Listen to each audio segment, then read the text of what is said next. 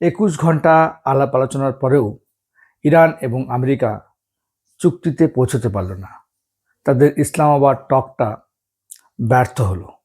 এখন সবারই মনের মধ্যে একটি প্রশ্ন আছে যে এই যে ২১ ঘন্টার আলাপ আলোচনা কেন ব্যর্থ হলো? এর পেছনে কারণ কি? এর পেছনে দায়ী কে? ইরান নাকি আমেরিকা? কে বেশি স্টাবর্ন ছিল? কে বেশি নিজের দাবিটাকে সবচেয়ে বেশি প্রাধান্য দিয়েছিল, অন্য দেশের কথা শুনতে চায়নি? সমস্ত কিন্তু আজকে এই ভিডিওতে আমি ডিসকাস করব। দেখো, দীর্ঘ কিন্তু প্রায় ১.৫ মাস ধরে ইরান আমেরিকা ইসরায়েলের যুদ্ধ চলছে এবং সেই যুদ্ধ থামাতে সিজফায়ার হয়েছে এবং আমেরিকা এবং ইরানের মধ্যে আলোচনা হচ্ছে পাকিস্তানের মধ্যস্থতায়। ইসলামাবাদ টক্স নাম দেওয়া হয়েছে এবং সেখানে জেডি ভান্স এসেছিল, ডেপুটি প্রেসিডেন্ট, আমেরিকার তরফ থেকে।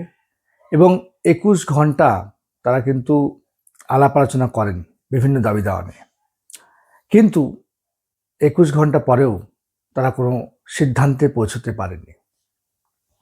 এই জন্য আমেরিকার জেডি ভান্স ইরানকে দায়ী করেছে।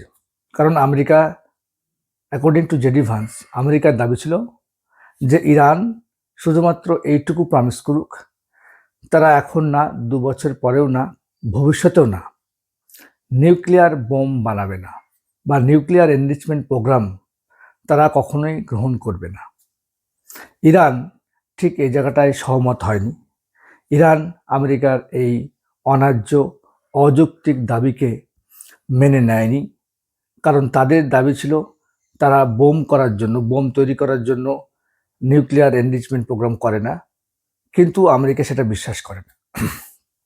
এবং ২ নম্বর যেটা ছিল বোন অফ কন্টেনশন, সেটা হচ্ছে হরমুজ প্রণালী। তোমরা জানো, হরমুজ দিয়ে ভারতের প্রায় 40% তেল আসে, অন্যান্য দেশেও যায়। সেই হরমুজ প্রণালী কিন্তু ইরান ব্লকেট করে রেখেছে। সেটাও কিন্তু তারা ঠিকমতো খুলে দিচ্ছে না, বা সেখানে এমন সব মাইন পাতা রয়েছে যে সেখান থেকে জাহাজ আসলেই তারা কিন্তু বিস্ফোরণ ঘটবে এবং সারা পৃথিবীতেই কিন্তু একটা জ্বালানির একটা সমস্যা সৃষ্টি হচ্ছে। সেই হরমুজ প্রণালী নিয়েও কিন্তু ইরান ঠিকমতো কথা দেয়নি। এই দুটো বার্তা কিন্তু ইরান বলেছে যে এই যে ইরান এবং আমেরিকার যে টক্সটা হচ্ছিল, সেটা আমেরিকার স্টাবর্ননেসের জন্য, তারা একগুঁয়ে মনোভাবের জন্য কিন্তু ব্যর্থ হয়েছে।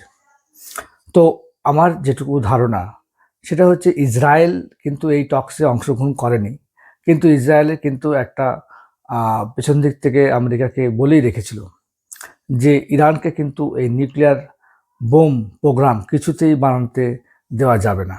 কারণ আপনারা জানেন যে ইরানের সঙ্গে কিন্তু প্যালেস্তাইনের একটা ইসরায়েলের সঙ্গে প্যালেস্তাইনের দীর্ঘদিন ধরে যুদ্ধ লেগে আছে এবং এই হামাসকে ব্যাক করে ইরান, এবং হামাস জঙ্গিরা কিন্তু ইসরায়েলিদের ভীষণভাবে ক্ষতি করে। হামাস, হিজবুল্লাহ, চারিদিকে যে সমস্ত স্টেটগুলো আছে, তো এই স্টেট তখনই এরা পরাস্ত হবে, তখনই ইসরায়েল এদেরকে নিউট্রালাইজ করতে পারবে, যখন ইরান এদেরকে বিভিন্ন শক্তি দিয়ে, বিভিন্ন অস্ত্র দিয়ে সাহায্য করতে পারবে না।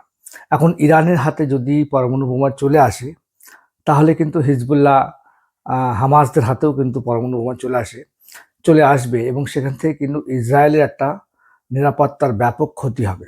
সেজন্য ইসরায়েল কোনোদিনই চায় না যে ইরান পরমাণু বোমা পরীক্ষা নিরীক্ষা করুক বা এনরিচমেন্ট প্রোগ্রাম চালাক, এতে তাদের নিরাপত্তায় বিঘ্নিত হবে। এখন দেখা যাক ভবিষ্যতে কি হয়, নতুন করে আবার যুদ্ধ বাঁধে কিনা।